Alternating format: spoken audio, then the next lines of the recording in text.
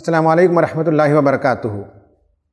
ناظرین، رمضان المبارک کی 13ویں شب کے پروگرام میں آپ کا استقبال۔ سورہ یوسف کا بقیہ حصہ سورہ رعد اور سورہ ابراہیم پر مشتمل یہ پارہ ہے۔ اس پارے میں جو مضامین آئے ہیں ان پر ایک نگاہ ڈالتے ہیں۔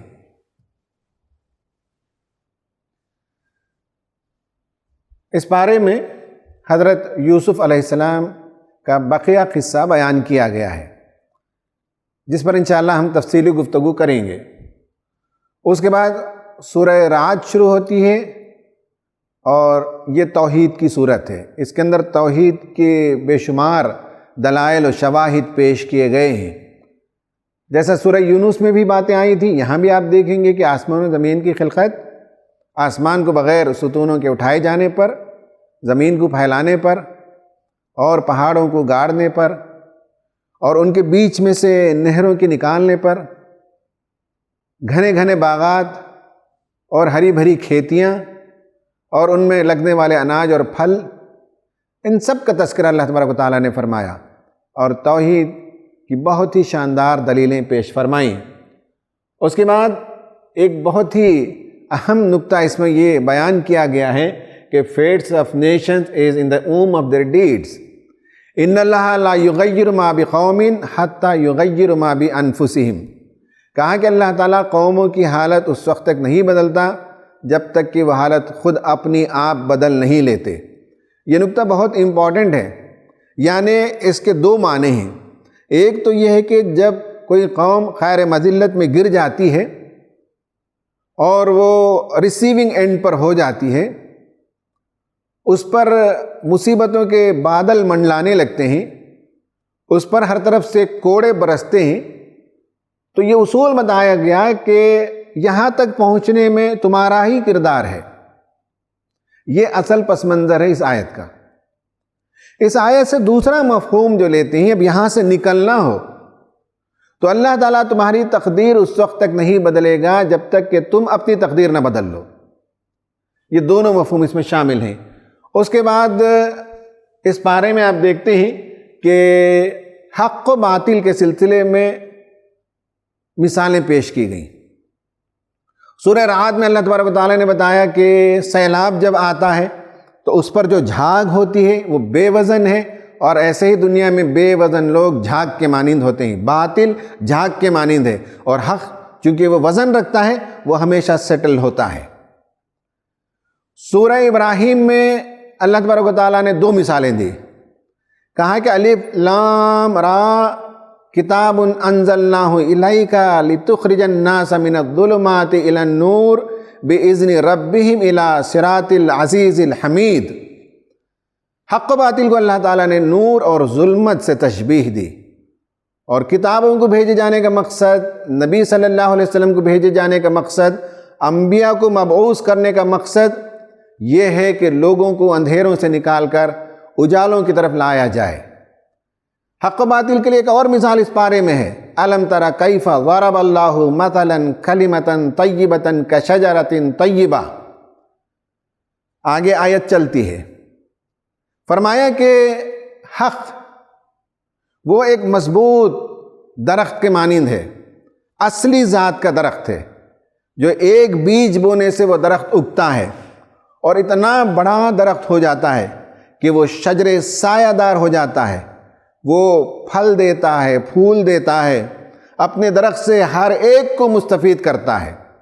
اس کے برعکس باطل گڑ پر، کچرے پر اگنے والے پودے کے مانند ہے، جسے ثبات نہیں، جسے قرار نہیں، جس کی جڑیں مضبوط نہیں ہیں۔ بس اسے اکھاڑنے والے ہاتھ چاہیے، جس دن وہ ہاتھ پیدا ہو جاتے ہیں تو باطل کو نکال دیا جا سکتا ہے۔ یہ مثالیں اس میں بیان کی گئیں۔ پھر جنت اور جہنم کے مناظر آئے ہیں کہ جنت میں جب لوگ جائیں گے تو وہاں انہیں تحیت اور سلام سے استقبال ہوگا، کہا جائے گا کہ تمہارے نیک اعمال کے بدلے اللہ تعالیٰ نے تمہیں یہ جنت انعام میں نوازا ہے۔ اس کے برعکس جنہوں نے کفر کا رویہ اختیار کیا، وہ جب جہنم میں جائیں گے تو لعنت و ملامت ہوگی۔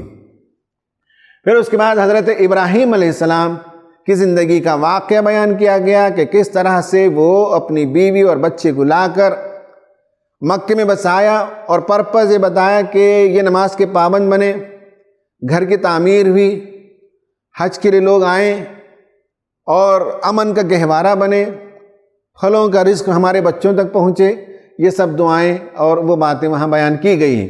حضرت ابراہیم علیہ السلام کے اس واقعے اور دعا پر یہ پارہ ختم ہوتا ہے اور اس کے مضامین ختم ہوتے ہیں۔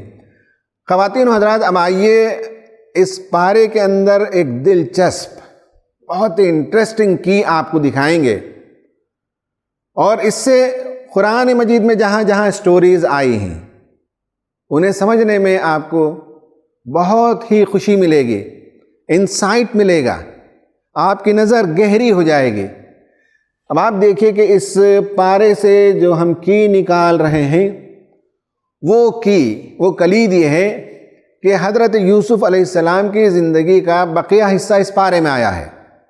اس سے پہلے والے پارے میں اس کی شروعات آئی ہے، اور وہاں اللہ تعالیٰ نے کہا کہ یہ سب سے بہترین قصہ ہے، احسن القصص ہے۔ آئیے مولانا نعیم الدین اصلاحی صاحب سے، جو مشہور و معروف عالم دین، قرآن کے مفسر اور جامعۃ الفلاح کے شیخ التفسیر ہیں، ان سے پوچھتے ہیں کہ اللہ تعالیٰ نے سورہ یوسف کو احسن القصص کیوں کہا؟ سورہ یوسف کو کیا کہا گیا ہے؟ احسن القصص۔ احسن القصص معنی بہترین قصہ۔ دیکھیے جہاں تک قصوں کی بات ہے، تمام قصے قرآن مجید کے سب بہترین ہیں، بہترین سارے قصے ہیں۔ احسن القصص لوگوں نے تو بہت بنا دیا، احسن القصص یوسف و زلیخا قصہ بیان کیا جائے، ہاں جو ایسے ہوتا ہے ایک افسانے کا انداز۔ یہ افسانہ نہیں ہے، سارے قصے قرآن مجید کے۔ قصص کس کو بولتے ہیں؟ قصص۔ دیکھیے ایک قصہ، اس کی جمع قصص آتی ہے، قصہ کی جمع قصص، قصہ واحد جمع قصص، اس کے معنی سچ اور جھوٹ، سچ اور جھوٹ کے مجموعے کے نام قصہ ہوتا ہے۔ اس میں سچ بھی ہوگا، اس میں جھوٹ کی بھی آمیزش، اس کا نام کیا ہے؟ قصہ۔ اور اس کی جمع کیا ہے؟ قصص۔ قصص قاف و زیر۔ اور قصص کیا ہے؟ قصص میں جھوٹ کی آمیزش نہیں ہوتی۔ قرآن مجید جو ہے، آپ سورۃ القصص ہے، سورۃ القصص ہے، قصص ہے، یعنی اس کو جھوٹ کی آمیزش نہیں ہے۔ کہیں بھی آپ ہمیں قصص نہیں پائیں گے، انبیاء قصوں میں قصص نہیں پا سکتے آپ۔ کہاں کیا ملے گا؟ قصص۔ قصص کے معنی سچے واقعات، جھوٹے واقعات نہیں ہیں۔ اب دیکھیں گے قصص الانبیاء ہے نا، قصص الانبیاء، انبیاء کے سچے واقعات۔ اگر قصص الانبیاء ہے تو اس کا مطلب کیا ہے؟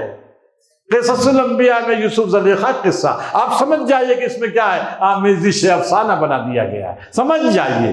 اگر کسی نے رکھ دیا نام کیا؟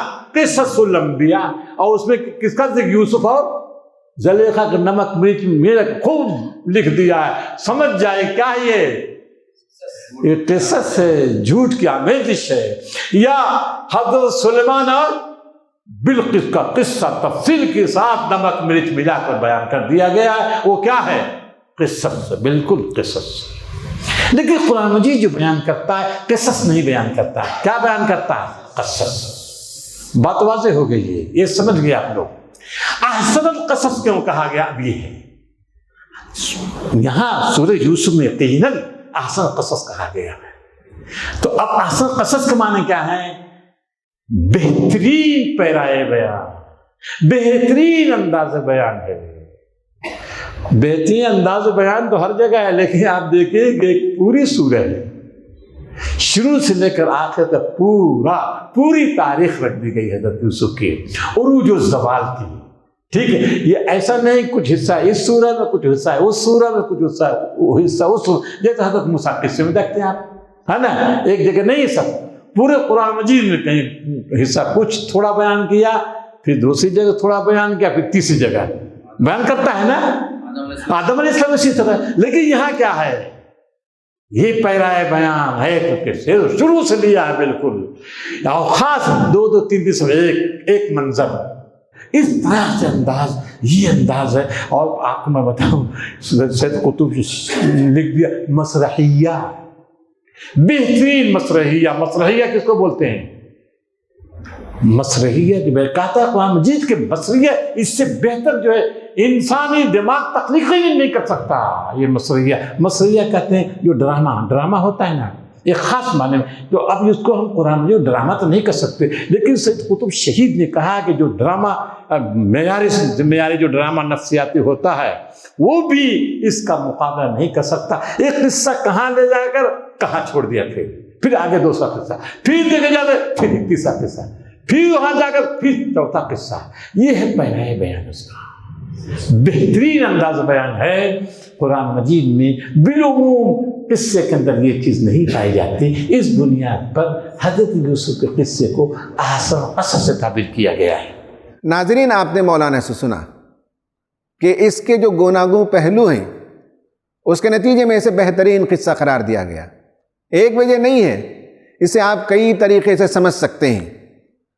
ان تمام پہلوؤں میں گئے بغیر آج ہم صرف ایک پہلو کو آپ کے سامنے بتائیں گے، اور وہ پہلو ہے حضرت یوسف علیہ السلام کا قصہ 12ویں اور 13ویں پارے میں آیا. اس سے پہلے جو 12 پارے گزرے ہیں اس میں کئی مرتبہ حضرت موسیٰ علیہ السلام کا قصہ گزر چکا. قرآن کا پڑھنے والا اس سے ٹریول کرتے ہوئے آتا ہے اور کئی مرتبہ حضرت موسیٰ علیہ السلام کی زندگی کو وہ پڑھ چکا ہوتا ہے. اور جب وہ 12ویں پارے کے اینڈ میں آتا ہے تو حضرت یوسف علیہ السلام کا قصہ سنتا ہے. اور دونوں میں ایک کامن پوائنٹ یہ ہے کہ دونوں کا تعلق ایجپٹ سے ہے. دونوں کا کامن پوائنٹ میں دوسرا نقطہ یہ ہے کہ دونوں بنی اسرائیل سے متعلق ہیں. اب یہ ہے کہ ان دونوں واقعات میں حیرت انگیز مماثلت بھی ہے، سملیرٹی بھی ہے، ڈفرنس بھی ہے. اور اب آپ دیکھیں گے کہ حضرت موسیٰ علیہ السلام کے قصے کا ایچ اینڈ ایوری پارٹ لیں گے تو اس کا ریفلیکشن، اس کا ایک مرر امیج یہاں ملے گا. احسن القصص کی ایک تعبیر یہ ہو سکتی ہے. البینہ انسٹیٹیوٹ والے نعمان علی خان صاحب نے اس پر کافی ریسرچ کیا ہے، اور انہی کے ریسرچ کردہ مواد کو میں آپ کے سامنے آج پیش کر رہا ہوں. پہلے تو دونوں سٹوریز کو اختصار کے ساتھ سن لیں. پہلی جو سٹوری ہے وہ حضرت یوسف علیہ السلام کی ہے، چونکہ اس پارے میں انہی کا قصہ بیان کیا گیا ہے. حضرت یوسف علیہ السلام ایک خواب دیکھتے ہیں اور اس قصے کی شروعات خواب سے ہے. حضرت یوسف علیہ السلام کے والد کہتے ہیں کہ یہ خواب بھائیوں کو نہ سنائیں، اس لیے کہ ان کے بھائی جیلس تھے، حاسد تھے اور کوئی بھی برا اقدام کر سکتے تھے. یوسف علیہ السلام کے فادر حضرت یعقوب علیہ السلام بڑھاپے میں کمزور اور لاچار ہو چکے تھے اور ان کے بچے ان سے آگے نکل رہے تھے. پھر ہمیں معلوم ہے کہ ان کے بھائیوں نے منصوبہ بنایا، کھیلنے کے بہانے لے گئے. جاتے وقت حضرت یعقوب کا دل ہی نہیں تھا، لیکن بہلا پھسلا کر لے گئے اور حسد تھا انہیں. لے جا کر انہوں نے ایک اندھے کنویں میں پھینک دیا. وہاں سے نکلے تو کسی نے خریدا اور لے جا کر مصر کے بازار میں بیچ دیا. وہ ایک عورت کے گھر میں پہنچے. وہ عورت ان پر ڈورے ڈال رہی تھی، انہیں غلط کام کی ترغیب دے رہی تھی. حضرت یوسف علیہ السلام نے اس کی خواہش پوری نہیں کی. اپنے نا کردہ جرم کی سزا یہ پائی کہ جیل میں اٹھا کر انہیں پھینک دیا گیا. پھر وہاں سے جیل سے بادشاہ کے دربار تک پہنچنے میں ایک واقعہ ہوا. جیل میں 2 لوگ آئے اور انہوں نے آپ سے خوابوں کی تعبیر پوچھی. ان میں سے ایک آدمی کو سولی پر لٹکا دیا گیا اور ایک رہا ہوا اور اسے خواب کی تعبیر بتائی. حضرت یوسف علیہ السلام کے کردار سے متاثر تھا.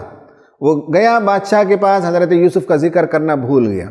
ایک مدت کے بعد بادشاہ نے خواب دیکھا اور اس خواب کی تعبیر چاہا.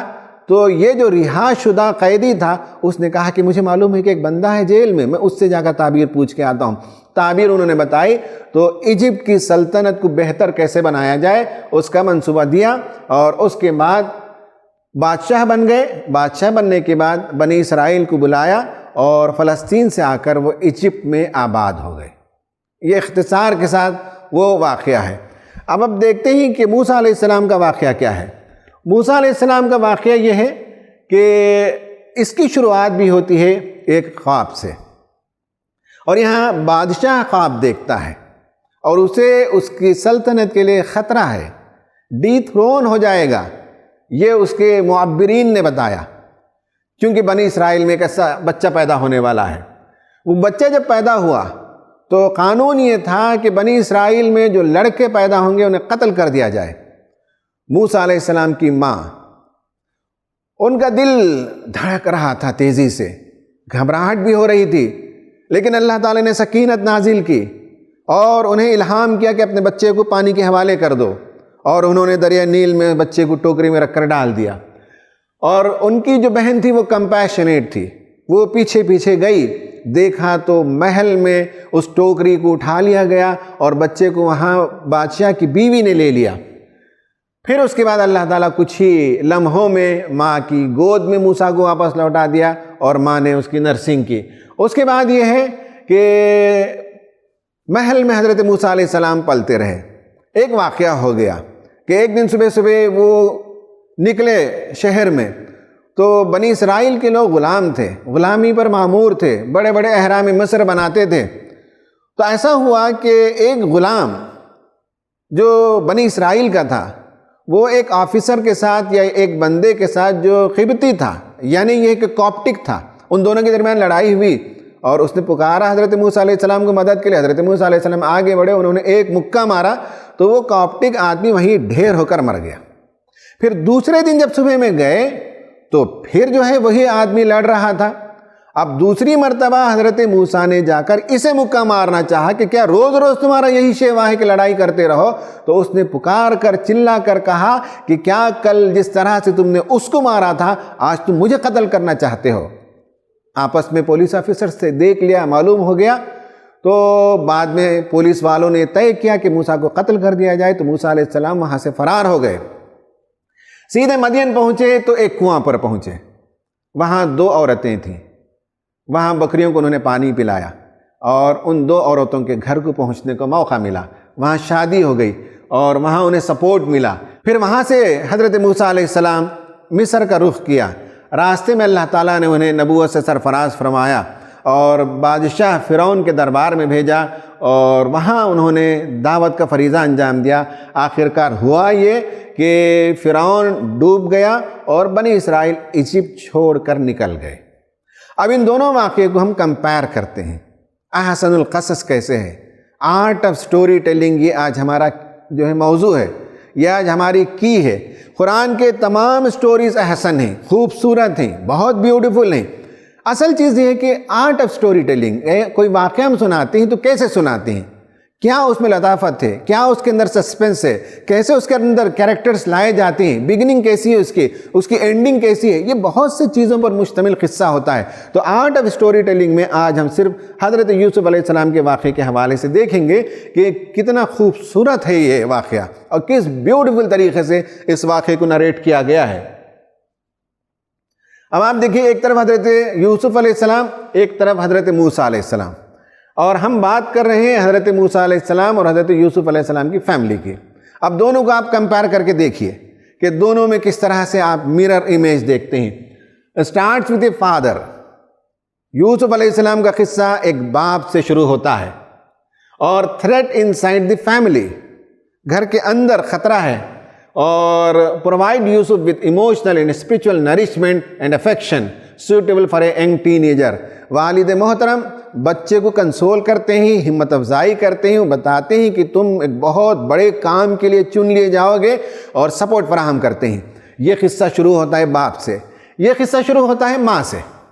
یہاں گھر کے اندر تھریٹ ہے، یہاں گھر کے باہر تھریٹ ہے۔ یہاں باپ ایک ٹین ایجر کو سپورٹ کرتا ہے، یہاں ماں ایک ننھے بچے کو دلاسا دے کر پیار کر کے اسے پانی کے حوالے کرتی ہے۔ اب آپ دیکھیے کہ دونوں سٹوری میں کس طرح سے مماثلت ہے۔ پھر آپ دیکھیے کہ اس میں باپ سے بچوں نے کہا کہ یوسف کو ہمارے ساتھ کھیلنے کے لیے بھیجا جائے، تو دو الفاظ وہاں آئے ہیں، حزن کا بھی آیا ہے، خوف کا بھی آیا ہے، یعنی میں غمگین ہوں، میں بچے کو نہیں بھیجنا چاہتا، مجھے ڈر ہے کہ میں بچے کو بھیجوں تو کہیں ایسا نہ ہو کہ کوئی بھیڑیا آئے اور کھا لے۔ یہی الفاظ بھی آئینی یہاں بھی استعمال ہوئے ہیں کہ ماں ڈر رہی تھی، اسے خوف ہو رہا تھا، لیکن اللہ تعالیٰ نے تسلی دی، سکینت نازل کی اور کہا کہ ڈرو نہیں، خوف نہ کرو، پانی کے حوالے کرو بچے کو۔ یہاں دیکھیے کہ بھائی جو ہے جب لوٹے حضرت یوسف علیہ السلام کو کنویں میں ڈال کر، اور یہ کہنے لگے کہ ہم نے اپنے سامان کے پاس یا اپنے متاع کے پاس چھوڑا تھا اور بھیڑیے نے انہیں کھا لیا، آ کر جب انہوں نے سنایا، حضرت یعقوب رو رہے تھے اور اپنا درد اور اپنا ماجرہ اللہ تعالیٰ کو سنا رہے تھے۔ کوئی گارنٹی نہیں کہ یوسف کب ملے گا۔ یہاں آپ دیکھیں کہ ویسے ہی الفاظ آئے ہیں کہ ماں کا دل اڑا جا رہا تھا، وہ رونا چاہتی تھی، یا باپ رو رہا یا وہ رونا چاہتی تھی، لیکن اللہ تعالیٰ نے سکینت نازل کر دی۔ رونے کا نقصان یہ ہوگا کہ باہر فوجی ہیں اور پتہ چل جائے تو پھر بچے کو پکڑ لیں گے اور قتل کر دیں گے، یہ واقعہ ہے۔ پھر اس کے بعد آپ ادھر دیکھیے کہ نمبر 4 میں یوسف علیہ السلام ایک مدت کے بعد باپ کے پاس لوٹائے جاتے ہیں۔ یہاں حضرت موسیٰ علیہ السلام کچھ ہی گھنٹوں کے اندر پھر ماں کی گود میں واپس لوٹ کر آتے ہیں۔ یہاں دیکھیے کہ بھائیوں نے انہیں نقصان پہنچانا چاہا، یہاں بہن نے انہیں فائدہ پہنچایا، کمپیشنیٹ سسٹر تھی۔ یہاں بھائی حاسد تھے، ختم کرنا چاہتے تھے، یہاں بہن نے سراغ لگایا، چلتی رہی، اپنی جان کے لیے خطرہ تھا، محل میں وہ پہنچی اور وہاں جا کر اس نے مشورہ دیا، یہ بچہ اگر کسی دائی کا دودھ نہیں پی رہا ہے تو کیا میں تمہیں ایک دائی کا پتہ بتاؤں، اور لا کر اپنی ماں کے پاس حوالے کر دیا۔ تو اس طرح سے ان دونوں سٹوریز میں، فیملی میں، اور بہت سے بے شمار مائنوٹ ڈیٹیلز میں جائیں گے تو آپ کمپیئر کر سکتے ہیں، لیکن اس سٹوری میں اور اسٹوری میں آپ دیکھ سکتے ہیں کہ کس طرح سے ماں اور باپ اور بھائی اور بہنوں کے کردار کو اللہ تعالیٰ نے پیش کیا۔ اب اس میں دیکھیے کہ دا جرنی، جو سفر ہے، دونوں سفر کو کمپیئر کر کے دیکھیے۔ تھرون ان اے ویل، حضرت یوسف علیہ السلام کو کنویں میں ڈال دیا گیا، یہاں حضرت موسیٰ علیہ السلام کو نہر میں ڈال دیا گیا، دونوں کو پانی کے حوالے کیا گیا۔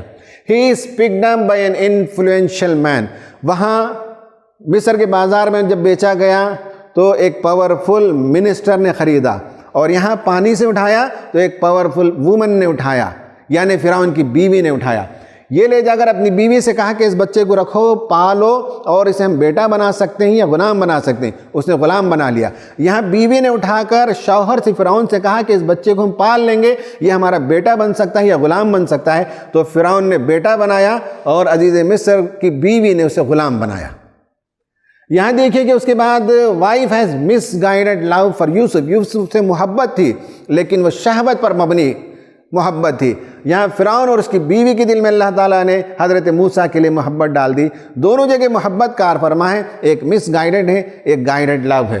پھر اس کے بعد دیکھیے کہ the wife wants Yusuf to disobey Allah, Allah کے نافرمانی کرے اور اس کی شہوت کی خواہش کو پوری کرے، یہ اس کا مطالبہ تھا۔ یہاں فرعون کا مطالبہ کیا تھا؟ وہ یہ ہے کہ اللہ تعالیٰ کا انکار کرے اور فرعون کو خدا مانا جائے، کیونکہ اس کے حکم سے ندیاں بہتی ہیں، اس کے حکم سے مصر چلتا ہے۔ تو یہاں انکار خدا ہے اور یہاں خدا کی نافرمانی کرنے کی دعوت ہے۔ سیک Allah's refuge before committing a crime، ایک گناہ ہونے سے قبل جس کی دعوت وہ دے رہی تھی۔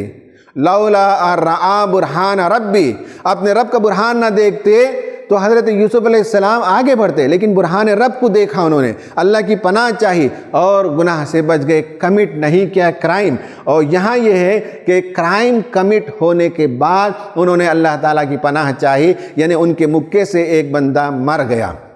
یہ اس جرنی کو آپ سمجھنے کے لیے کمپیئر کر کے دیکھیے۔ اس کے بعد یہ ہے دا ٹرائل، آزمائش۔ حضرت یوسف بھی آزمائش سے گزرے، موسیٰ بھی آزمائش سے گزرے۔ حضرت یوسف علیہ السلام کس آزمائش سے گزرے دیکھیں، she takes advantage of her position of power, wife of minister, جو عزیز مصر کی بیوی تھی، وہ بڑے عہدے کی تھی اور اپنے عہدے کا غلط استعمال کیا اور حضرت یوسف علیہ السلام کو دعوت گناہ دے رہی تھی، یہ اپنی پوزیشن کا استعمال کر رہی تھی۔ یہاں دیکھیے کہ وہ غلام جو لڑائی بھڑائی میں مصروف تھا، وہ اپنی مظلومیت کے پوزیشن کا بہانہ بنا کر حضرت موسیٰ علیہ السلام کو آزمائش میں ڈال دیا. دونوں جگہ آزمائش ہے. یہاں یہ ہے کہ اس نے اپنے پوزیشن کا غلط استعمال کیا, یہاں اس نے اپنے وکٹم ہوڈ کا غلط استعمال کیا. اس کے بعد the innocence of Yusuf is established in private, یعنی حضرت یوسف علیہ السلام کی طرف وہ دوڑی. حضرت یوسف علیہ السلام دروازے کی طرف بھاگے اور پیچھے سے آ کر اس نے پکڑ لیا اور قمیص پھاڑ دیا. پھر دروازہ جب کھولا تو عزیز مصر کھڑا ہوا تھا, منسٹر کھڑا ہوا تھا. اور اس کے بعد ایک آدمی, ایک کامن مین تھا, شاہد تھا, اس نے بتایا کہ دیکھو اگر قمیص سامنے سے پھٹی ہے تو اس کا مطلب ہے کہ یوسف نے انیشیٹ کیا, اور اگر قمیص پیچھے سے پھٹی ہے تو یوسف معصوم ہے, گنہگار نہیں ہے. تو یہ انوسنس کا ان کا پروف پرائیویٹ میں ثابت ہو گیا. یہاں حضرت موسیٰ علیہ السلام کے ہاتھوں جو قتل ہوا تھا وہ پبلک میں وہ ڈکلیئر ہوا. دربار میں اس نے پوچھا کہ تمہارے ہاتھوں سے قتل ہوا, اس کے بارے میں تم کیا کہتے ہو. اس کے بعد یہ ہے کہ 2 troublesome encounters with the wife, first in private then in public, یعنی 2 انکاؤنٹر عزیز مصر کی بیوی سے ہوا. ایک تو پرائیویٹ میں ہوا, پھر اس کے بعد اس نے بڑے خاندان کے عورتوں کو جمع کیا, سب کو دعوت دی, اور وہاں بھی غلط کام کی دعوت دی. 2 مرتبہ اس کے ساتھ یہ انکاؤنٹر ہوا. یہاں بھی اس غلام کے ساتھ 2 مرتبہ انکاؤنٹر ہوا. ایک پرائیویٹ میں صبح صبح جب کوئی نہیں تھا, اور ایک وہ مرتبہ جب کہ لوگ جمع تھے, پولیس کے لوگ بھی جمع تھے, ایسے موقع پر وہ انکاؤنٹر ہوا. یہاں بھی 2 انکاؤنٹر ہے, یہاں بھی 2 انکاؤنٹر ہے. اس کے بعد دیکھتے ہیں کہ minister who knows Yusuf's innocence does not help him. حضرت یوسف معصوم ہے یہ معلوم ہونے کے باوجود عزیز مصر جو منسٹر تھا اس نے حضرت یوسف کی کوئی مدد نہیں کی. یہاں آپ دیکھیے کہ ایک پولیس آفیسر اس میں سے وہ جانتا تھا کہ حضرت موسیٰ کے ہاتھوں یہ قتل ہوا ہے, لیکن اس نے آ کر بتایا کہ موسیٰ نکل جاؤ یہاں سے, تمہارے قتل کی سازش ہو رہی ہے, تو وہاں سے نکل کر وہ مدین کی طرف چلے گئے. Found innocent but still jailed, معصوم ثابت ہوئے مگر جیل کے اندر ڈال دیے گئے, اور یہاں جرم ثابت ہوا مگر آزاد ہو کر نکل گئے. حیرت انگیز کمپیریزن واقعہ اللہ تعالیٰ نے بیان کیا. 12 پارے تک حضرت موسیٰ علیہ السلام کا قصہ یہ سب آیا ہے, اور ایک ہی قصے کے اندر اس کا اپوزٹ قصہ اللہ تعالیٰ نے یہاں بیان کیا. اب لائف ان سیکلیوشن, تنہائی کی زندگی کا کمپیریزن کر کے دیکھیے. ایک طرف حضرت یوسف علیہ السلام, دوسری طرف حضرت موسیٰ علیہ السلام, دونوں کی زندگی تنہائی کی تھی. یہ جیل میں تنہا تھے, اور یہ مدین جب پہنچے تو وہاں انہیں تنہائی کی زندگی تھی. جیل میں 2 لوگوں سے ملاقات ہوئی, اور یہاں حضرت موسیٰ علیہ السلام کو 2 عورتوں سے ملاقات ہوئی. یہاں دیکھیے کہ the 2 men approaches him for help. 2 jail کے ساتھی حضرت یوسف کے پاس آئے اور انہوں نے مدد چاہی. یہاں 2 عورتیں آ کر حضرت موسیٰ سے مدد نہیں مانگ رہی ہیں, حضرت موسیٰ ان کی مدد کے لیے آگے بڑھ رہے ہیں. پھر آپ دیکھیے کہ Yusuf expects that the prisoner will mention his case after he is freed. The prisoner says nothing.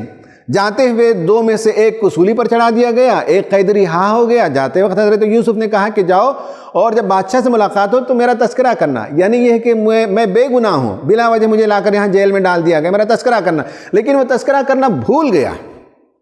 یہاں 2 عورتوں سے ملاقات ہوتی ہے, مدد کرتے ہیں, یہ کچھ نہیں کہتے کہ میرا تذکرہ تمہارے باپ سے کرنا, لیکن وہ خود جاتی ہے اور تذکرہ کرتی ہے. یہ بھول گیا, فراموش کر گیا. وہ بھول نہیں گئی بلکہ احسان مند ہے, اور جا کر اپنے والد محترم سے تذکرہ کرتی ہے کہ ایک نوجوان آدمی نے ہماری مدد کی. One of the 2 men comes years later. 2 لوگوں میں سے 2 جو قیدی تھے ان میں سے ایک قیدی جو رہا ہوا برس کے بعد وہ جیل میں آتا ہے ملاقات کے لیے. اور یہاں 2 بہنوں میں سے ایک بہن کچھ منٹوں کے بعد واپس لوٹ کر آتی ہے اور کہتی ہے کہ ابو جان آپ کو طلب کر رہے ہیں. یہاں دیکھیے کہ he shamelessly asked for help. بھول تو گیا, جا کر بادشاہ سے تذکرہ نہیں کیا, اب آ کر بے غیرتی سے وہ مدد مانگ رہا ہے. اور یہ غیرت مند لڑکی حضرت موسیٰ نے پانی پلایا ان کے بکریوں کو, اور احسان مند ہے, اور واپس آتی ہے اور شرم حیا کے ساتھ آتی ہے, اور آ کر انہیں مدد بہم پہنچاتی ہے. یہ سیکلیوشن کی جو لائف ہے اس کا کمپیریزن ہے. اب کانفرنٹیشن دیکھیے. یہ ہوا کہ the king sees a dream, it is about the fate of the Egypt. یوسف کے زمانے میں بھی بادشاہ نے خواب دیکھا اور وہ خواب مصر کی قسمت سے متعلق ہے. یہاں حضرت موسیٰ علیہ السلام کے زمانے میں بھی بادشاہ نے خواب دیکھا اور یہ خواب بھی مصر کی قسمت سے متعلق ہے. یہاں دیکھتے ہیں کہ the cellmate calls upon Yusuf as the savior of Egypt in king's court. بادشاہ کے دربار میں وہ جو قیدی رہا ہوا اس نے محسن سے پکارا اور کہا کہ ان کا احسان ہے، یہ احسان، ہمیں احسان مند ہونا چاہیے، یہ ملک کے سیویئر ہیں. اور یہاں یہ ہے کہ سورہ مومن میں اس کا ذکر آیا ہے کہ ایک مرتبہ ڈیبیٹ ہو رہا تھا تو وہی پولیس آفیسر جس نے حضرت موسیٰ علیہ السلام کو بچایا کھڑے ہو کر اس نے تقریر کی، کہا کہ موسیٰ علیہ السلام کی دعوت اس ملک کو بچانے کے لیے ہے، تمہیں بچانے کے لیے، تم ہو کہ اس کی قدردانی نہیں کرتے. دونوں جگہ سیویئر کا لقب پائے. یہاں دیکھیں کہ his divinely inspired ability to dreams guarantee Egypt's prosperity.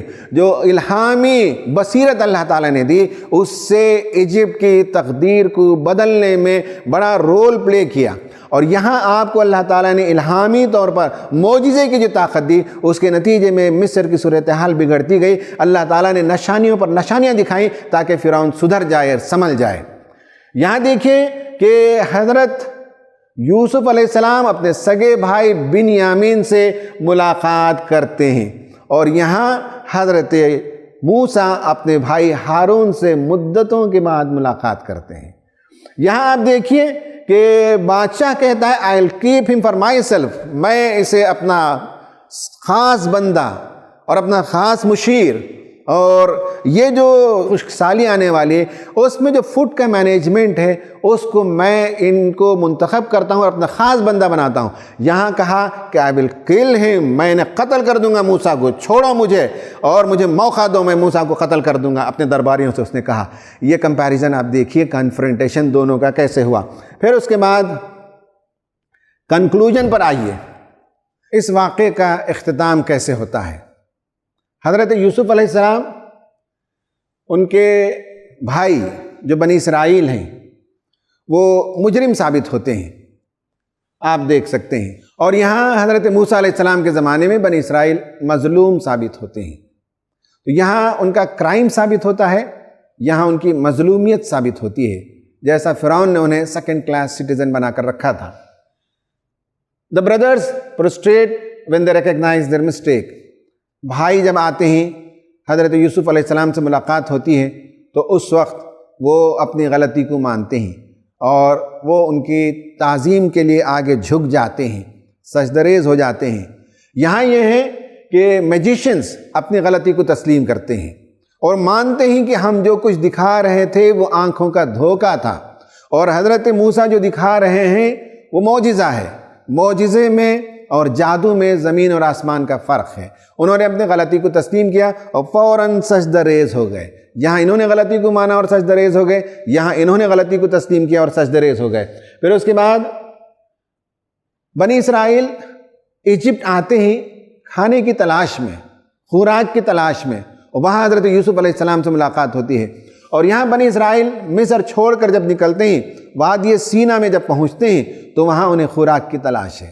یہاں بھی فوڈ کی تلاش ہے اندر آتے ہوئے، اور یہاں مصر سے باہر جاتے ہوئے فوڈ کی تلاش ہے. من و سلوہ تو نازل ہو رہا تھا، لیکن حضرت موسیٰ علیہ السلام سے ان کا مطالبہ تھا کہ یہ من و سلوہ کھاتے کھاتے ہماری جان خشک ہو گئی ہے، ہم چاہتے ہیں کہ پیاز ملے، ککڑی ملے اور گیہوں ملے وغیرہ. تو اس طرح سے کھانے کے لیے اس کی تلاش میں یہاں داخل ہوتے ہیں. یہاں مصر سے نکلنے کے بعد انہیں غذا کی تلاش ہوتی ہے. اس کے بعد یہ ہے کہ wronged by his own people then by Egyptians. یوسف علیہ السلام کو پہلے اپنوں نے ستایا، پھر مصر پہنچنے کے بعد غیروں نے ستایا. یہاں آپ دیکھیے کہ حضرت موسیٰ علیہ السلام کو پہلے غیروں نے ستایا، پھر جب ایجپٹ سے باہر نکل کر وادی سینا میں پہنچے تو اپنوں نے ستایا. دونوں جگہ سٹوری سیم ہے، فرق صرف نہ ہے کہ پہلے یہاں اپنوں کے ہاتھ مظلوم ہوئے، پہلے حاسدوں کے نشانہ بنے، پھر اس کے بعد شہوت کا نشانہ بنے. دو طرف سے ان پر اٹیک ہوا، اور یہاں یہ ہے کہ پہلے ظالم اور جابر بادشاہ کا اٹیک اور اس کے بعد شریر قوم کی طرف سے شرارتوں کو سہنا پڑا. In the end, یوسف علیہ السلام reunites his family and forgives his brothers. Reunion ہوتا ہے، سب خاندان والے ملتے ہیں سب کو معاف کر دیا جاتا ہے اور اینڈنگ خوشحال ہے، اینڈنگ ہیپی اینڈنگ ہے۔ اور یہاں آپ دیکھیے کہ بنی اسرائیل ایجپٹ سے نکلنے کے بعد یہاں حضرت موسیٰ اور بنی اسرائیل کے درمیان جدائی ہو جاتی ہے۔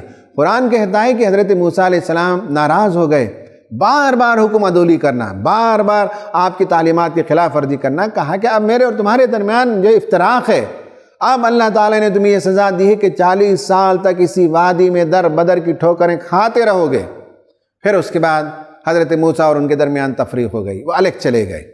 تو اس طرح سے یہاں ہیپی اینڈنگ ہے، اور اس اینڈنگ کے اندر آپ پین دیکھتے ہیں، تکلیف دیکھتے ہیں ایک نبی کو۔ خواتین و حضرات، اب آپ دیکھیے کہ کس خوبصورت انداز سے اللہ تبارک و تعالیٰ نے حضرت یوسف علیہ السلام کا قصہ بیان کیا۔ 12 پارے میں حضرت موسیٰ علیہ السلام کا جو قصہ آیا، اسی قصے کا ایک تتمہ ہے، اسی قصے کو سمجھنے کے لیے ایک دوسرا پارٹ ہے، اور یہ بھی آرٹ آف سٹوری ٹیلنگ ہے کہ پہلے قصے کو بعد میں لایا گیا، بعد کے قصے کو پہلے لایا گیا۔ حضرت موسیٰ علیہ السلام کا قصہ پہلے آیا ہے 12 پاروں میں، اور یہ پہلا واقعہ ہوا تھا ٹائم لائن کے حساب سے، اسے بعد میں رکھا گیا۔ اب آپ دیکھیے کہ کمپیئر کر کے کہ بنی اسرائیل کا واقعہ ہے، یہ بھی بنی اسرائیل کا واقعہ ہے، یہ ایجپٹ کے اندر آ رہے ہیں، یہ ایجپٹ سے باہر جا رہے ہیں، یہ ایجپٹ کی بھلائی کے لیے دعوت دے رہے ہیں۔ حضرت موسیٰ علیہ السلام بھی ایجپٹ کی بھلائی کے لیے دعوت دے رہے تھے، لیکن بادشاہ نے تسلیم نہیں کیا۔ یہاں یہ کہ بھائی بہنوں کا اور خاندان والوں کا اختتام خوشی پر ہوتا ہے، یہاں قوم کے ساتھ جدائی ہوتی ہے۔ یہ خوبصورت طریقہ ہے قرآن اپنی سٹوریز کو پیش کرنے کا۔ اب ہم اپنے آخری سلائیڈ پر آتے ہیں، اور یہ ایکٹیویٹی ہے نمبر 1، یہ ہے کہ فائنڈ آؤٹ 5 more comparisons۔ میں نے بعض کمپیریزنز آپ کے سامنے پیش کیے۔ اگر آپ مطالعہ کریں گے حضرت یوسف علیہ السلام کے واقعے کا، تو آپ مزید کچھ اور کمپیریزنز نکال سکتے ہیں، اور بہت آسانی سے نکال سکتے ہیں۔ نمبر 2 یہ ہے کہ has this story increased your spirituality؟ قرآن میں جو قصص بیان کیے گئے ہیں اس پر ہم آگے کسی پارے میں بتائیں گے کہ ان قصص کے سنائے جانے کی غرض و غایت یہ ہے کہ سننے والوں کے اندر اسپریچویلٹی بڑھے، روحانیت بڑھے، خدا سے ان کی رغبت بڑھے، خدا کی طرف وہ رجوع کرنے والے بنے، خدا کا ہاتھ انہیں زندگی میں کار فرمائی نظر آئے۔ تو سوال یہ ہے کہ کیا اس کے نتیجے میں آپ کی روحانیت میں اضافہ ہوا؟ اور آخر سوال یہ ہے کہ are you like a beneficial tree? سورہ ابراہیم میں آیا ہے کہ ایک بندہ مومن شجر سایہ دار کے مانند ہوتا ہے اور سب کے لیے مفید ہوتا ہے۔ کیا آپ اپنے گھر میں، اپنے ادارے میں، اپنی جماعت میں، یا جہاں بھی آپ رہتے ہیں وہاں لوگوں کے لیے مفید ہیں؟ کیا آپ شجر سایہ دار ہیں؟